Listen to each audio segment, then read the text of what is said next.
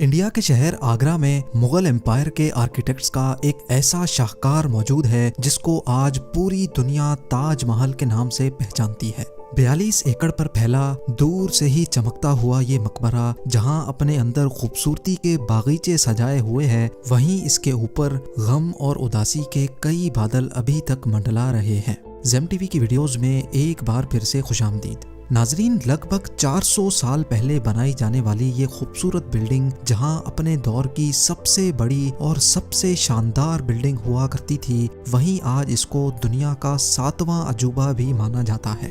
اس عالیشان structure کو بنانے میں 20,000 مزدوروں نے دن رات خون پسینہ بہایا، اور وہ بھی 1 یا 2 سالوں تک نہیں بلکہ پورے 22 سالوں تک۔ اگر آج کے دور میں اس کی قیمت کا اندازہ لگایا جائے تو سنگ مرمر کا یہ انمول مقبرہ حیرت انگیز طور پہ $1 بلین یعنی 7,500 کروڑ روپیوں سے بھی زیادہ مہنگا ہے، کیونکہ اس بلڈنگ میں مغل آرکیٹیکٹس نے اپنے ہنر کی کئی ایسی نشانیاں چھوڑی تھیں جن کی دنیا کے ٹاپ انجینئرز بھی آج تک تعریف کرتے ہیں۔ اس بلڈنگ کو ایسے ڈیزائن کیا گیا کہ جب مین گیٹ کے پیچھے سے اس کو دیکھا جاتا ہے تو یہ کافی بڑی لگتی ہے، لیکن جیسے ہی مین گیٹ کی طرف بڑھا جاتا ہے تو آٹومیٹیکلی اس کا سائز چھوٹا ہوتا جاتا ہے۔ دماغ کو چکرا دینے والی یہ کوئی پہلی ٹرک نہیں تھی جو مغل آرکیٹیکٹس نے استعمال کی ہو۔ اس کے گرد چاروں میناروں کو بالکل سیدھا کھڑا نہیں کیا گیا، بلکہ یہ مینار باہر کی طرف تھوڑا جھکے ہوئے ہیں، کیونکہ اگر ان کو سیدھا کھڑا کیا جاتا تو دور سے دیکھنے پر یہ اندر کی طرف جھکے ہوئے لگتے، جیسا کہ ان مسجدوں میں آپ دیکھ سکتے ہیں۔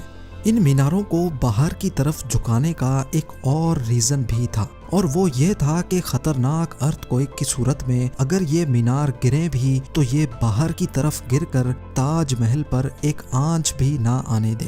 لیکن آخر ماجرا کیا تھا کہ اس کو بنانے والے کسی صورت میں اس پر ایک خراش بھی برداشت نہیں کر سکتے تھے۔ تاج محل کے وہ کون سے راز تھے جن کو 400 سال پہلے چھپانے کی کوشش کی گئی تھی، اور جب اس دور میں کنکریٹ یا اسٹیل ہی نہیں ہوا کرتا تھا تو آخر اس عالیشان مقبرے اور اس پر موجود 40 میٹر اونچے ڈوم کو کیسے بنایا گیا؟ یہ سب اور اس سے بھی زیادہ آپ جان سکیں گے آج کی اس اسپیشل ویڈیو میں۔ ناظرین، یہ معاملہ اسٹارٹ ہوا تھا سن 1607 میں، جب انڈیا اور پاکستان کے اس خطے میں مغل امپائر کا ہولڈ ہوا کرتا تھا۔ اس دن مغل شہنشاہ کا سب سے چھوٹا بیٹا شہاب الدین محمد خرم 15 سال کا ہو چکا تھا، اور اسی کی سیلیبریشن کے لیے آگرہ فورٹ میں ایک عالیشان پارٹی رکھی گئی تھی۔ خرم مغل شہنشاہ کو سب سے زیادہ عزیز تھا، اسی وجہ سے اس کے ہر جنم دن پر اس کو ہیرے جواہرات اور سونے سے تولا جاتا تھا، یعنی جتنا وزن شہزادے خرم کا ہوتا تھا اتنا ہی خزانہ اس کے نام کر دیا جاتا تھا۔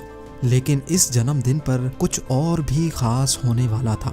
مغل شہنشاہ نے شہزادے خرم کی شادی اپنے ایک وکیل کی بیٹی کے ساتھ کر دی جس کو ممتاز محل کے نام سے جانا جاتا ہے۔ ممتاز اور خرم کو پہلے دن ہی ایک دوسرے سے بے انتہا محبت ہو چکی تھی، اور اس وقت یہ کسی کو بھی معلوم نہیں تھا کہ اس محبت کا بول بالا ہمیشہ کے لیے رہنے والا ہے۔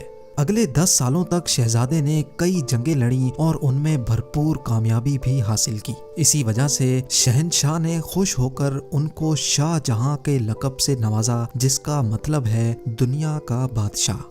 شاہ جہاں کی ٹوٹل 6 بیویاں تھیں جو آگرہ فورٹ کے حرم میں ہی رہتی تھیں۔ ان 6 میں سے شاہ جہاں سب سے زیادہ محبت ممتاز سے کرتے تھے، اور یہی وجہ تھی کہ ان کا زیادہ تر وقت ممتاز محل کے ساتھ ہی گزرتا تھا۔ وقت تیزی سے گزرتا جا رہا تھا، اور 4 سالوں کے بعد یعنی 1621 میں مغل شہنشاہ اچانک چل بسے۔ شاہ جہاں جو پہلے ہی مغل امپائر میں خاصا فیمس ہو چکا تھا اور جو شہنشاہ کا چہیتا بیٹا بھی تھا، 1628 میں یعنی باپ کی موت کے 7 سالوں بعد اس نے شہنشاہ کی گدی سنبھال لی۔ پوری مغلیہ سلطنت اپنے نئے شہنشاہ سے بے حد خوش نظر آتی تھی۔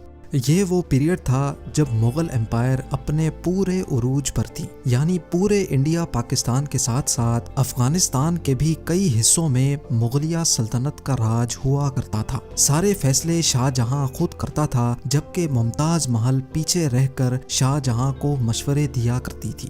لیکن کسی کو بھی اس بات کا علم نہیں تھا کہ یہ خوشیاں عنقریب ماتم میں بدلنے والی ہیں۔ گدی سنبھالے ابھی 1 ہی سال گزرا تھا کہ ایک بار پھر سے مغل امپائر کو دشمنوں کا سامنا کرنا پڑا۔ اگلے 2 سال جنگ چلتی رہی اور شاہ جہاں کو اس جنگ میں بھی بھرپور کامیابی نصیب ہوئی، لیکن شاہ جہاں ابھی اس کامیابی کا جشن مناتے کہ ان کو ایک افسوسناک خبر سے آگاہ کیا گیا۔ ممتاز محل جو کہ شاہ جہاں کے 14ویں بچے کو جنم دے رہی تھی، اس کی حالت بگڑ گئی اور 17 جون سن 1631 کو وہ نہ چاہتے ہوئے بھی اس دنیا سے چل بسی۔ پوری مغلیہ سلطنت کا جشن دیکھتے ہی دیکھتے ماتم میں بدل گیا۔ یہ خبر جو شاہ جہاں پر آگ بن کر گری تھی، اس نے تو جیسے ان کی دنیا ہی ختم کر ڈالی۔ شاہ جہاں کی سب سے پہلی محبت اور ان کی سب سے عزیز بیوی ممتاز محل اس دنیا سے رخصت ہو چکی تھی۔ کہا جاتا ہے کہ اس غم کی پرچائی نے شاہ جہاں کو کالے اندھیروں میں دھکیل دیا تھا۔ اگلے 8 دنوں تک انہوں نے کچھ نہیں کھایا اور اگلے 2 سالوں تک نہ کوئی موسیقی سنی اور نہ ہی پرفیوم لگایا۔ ممتاز محل نے مرنے سے پہلے ایک آخری خواہش کی تھی۔ وہ چاہتی تھیں کہ ان کی قبر دنیا کے سب سے خوبصورت مقبرے میں بنائی جائے۔ اس ٹاسک کو اور ممتاز محل کی آخری خواہش کو پورا کرنے کے لیے شاہ جہاں نے اپنی ساری دولت اور پوری زندگی وقف کرنے کا ارادہ کر لیا۔ ممتاز کے گزرنے کے 6 ماہ بعد یعنی 1632 میں ہی تاج محل کی کنسٹرکشن کا کام شروع کر دیا گیا۔ قریب 20,000 سے بھی زیادہ مزدور، پتھر تراش اور کاریگروں کو پوری سلطنت سے اکٹھا کیا گیا۔ لشکروں کے لشکر شاہ جہاں کے حکم پر آگرہ بلوا لیے گئے تھے۔ کیونکہ ممتاز کی قبر یمنا ریور کے برابر میں موجود تھی، اسی وجہ سے اس جگہ پر دنیا کی سب سے خوبصورت بلڈنگ بنانا کافی مشکل ٹاسک تھا۔ ریور کے کنارے زمین کافی سافٹ ہوتی ہے اور اگر یہاں کھدائی کا کام کیا گیا تو پانی کا بہاؤ تاج محل کی فاؤنڈیشن کو بھی نقصان پہنچا سکتا تھا۔ اس مسئلے سے نمٹنے کے لیے مغل انجینئرز نے یہاں سب سے پہلے زمین کے اندر کئی کنویں کھدوانا شروع کیے۔ مزدور یہ کنویں تب تک کھودتے رہتے جب تک خشک زمین نظر نہ آ جاتی تھی۔ ان کنووں کو پتھروں اور گارے سے بھرا گیا اور پھر اس کے اوپر پتھروں کے بڑے بڑے کالمز کھڑے کیے گئے۔ اس سارے کام کو انجام دینے کے لیے مزدوروں کے ساتھ ساتھ ہاتھیوں کی ایک بہت بڑی فوج کو بھی استعمال کیا گیا۔ مغل انجینئرز کی یہ ٹرک کام کر چکی تھی اور اب ایک ایسی مضبوط فاؤنڈیشن تیار تھی جو نرم زمین پر بھی فولاد بن کر کھڑی تھی۔ فاؤنڈیشن کے بعد اب باری تھی ایک ایسے بلڈنگ ڈیزائن کی جو آج سے پہلے کسی نے بھی نہ دیکھا ہو، ایک ایسا ڈیزائن جو پچھلے سارے ریکارڈ توڑ ڈالے۔ تاج محل کے ڈیزائن کا آئیڈیا شاہ جہاں نے اپنے باپ دادا کے مقبروں سے لیا تھا۔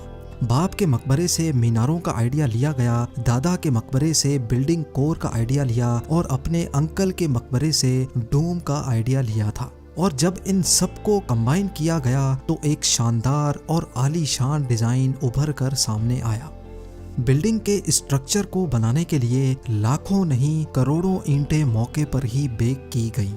یہ سب اتنا آسان نہیں تھا اور اس میں لا تعداد پیسے بھی بہائے جا رہے تھے۔ ہر گزرتے دن شاہی خزانہ تیزی سے خالی ہوتا جا رہا تھا، لیکن شاہ جہاں کو کسی چیز کی پرواہ نہیں تھی، بس ان کو یہ کام ہر قیمت پر کمپلیٹ کرنا تھا۔ کہا جاتا ہے کہ تاج محل کی کنسٹرکشن میں اتنے زیادہ لوگ لگائے گئے تھے کہ ان کی وجہ سے آس پاس کے علاقوں میں کھانا پینا ختم ہو گیا تھا۔ 20,000 مزدوروں اور کاریگروں کی ڈیمانڈ پوری کرنے کے لیے شاہ جہاں نے آس پاس کے تمام علاقوں سے اناج آگرہ منگا لیا تھا۔ کئی سالوں کی محنت کے بعد بلڈنگ کا اسٹرکچر کمپلیٹ ہو چکا تھا اور اب باری تھی اس کو سنگ مرمر سے سجانے کی۔ یہ سنگ مرمر آگرہ سے 400 کلومیٹر دور راجستھان سے منگایا جانا تھا، کیونکہ یہاں کا مکرانہ ماربل آج تک دنیا کا فائنسٹ ماربل مانا جاتا ہے۔ شاہ جہاں نے تاج محل کے لیے پورا مکرانہ ماربل ریزرو کر لیا تھا، یعنی جب تک تاج محل کی ڈیمانڈ پوری نہیں ہو پائے گی تب تک کسی کو بھی یہ ماربل خریدنے کی اجازت نہیں تھی۔ 1000 ہاتھیوں کی مدد سے ہزاروں ٹن وزنی ماربل راجستھان سے آگرہ منگایا گیا۔ تاج محل کا یہ خوبصورت ڈوم اتنا بڑا ہے کہ اس کا اندازہ صرف آنکھوں سے دیکھ کر ہی لگایا جا سکتا ہے۔ آج کل اس طرح کے ڈوم بڑی آسانی سے اسٹیل اسٹرکچر پر بنائے جا سکتے ہیں، لیکن 400 سال پہلے 40 میٹر اونچے ڈوم کو بنانے میں ان کے پاس صرف پتھروں کا ہی سہارا تھا۔ اس ڈوم کو بنانے میں مغل انجینئرز نے جو اسٹریس کیلکولیشن کی تھی اس کی آج کے انجینئرز بھی بہت تعریف کرتے ہیں۔ تاج محل کی فنیشنگ کے لیے اس کو پیٹرا ڈورا یا پرچن کاری سے ڈیکوریٹ کیا جانا تھا۔ پیٹرا ڈورا ایک ایسی کلاکاری کو کہا جاتا ہے جس میں قیمتی پتھر کو ماربل کے اندر تراش کر لگایا جاتا ہے۔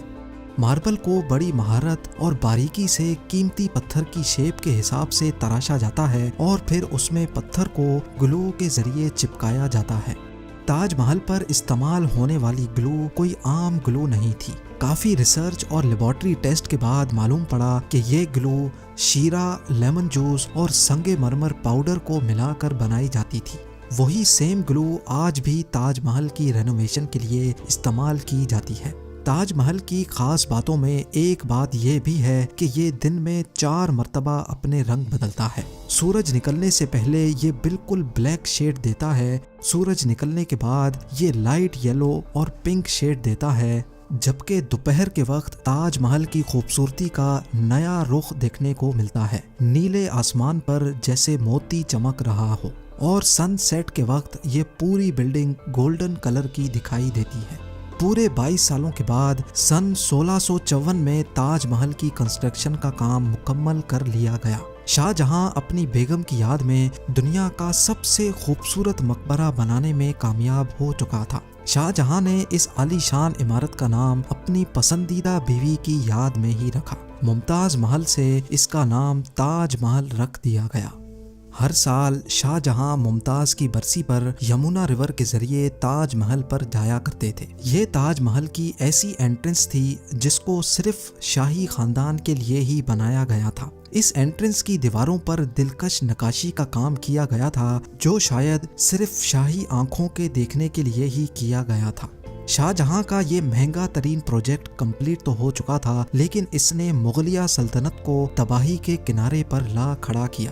4 سالوں کے بعد یعنی 1658 میں شاہ جہاں اور ممتاز کے اپنے ہی بیٹے نے شاہی تخت الٹ دیا اور خود مغل امپائر کا شہنشاہ بن گیا۔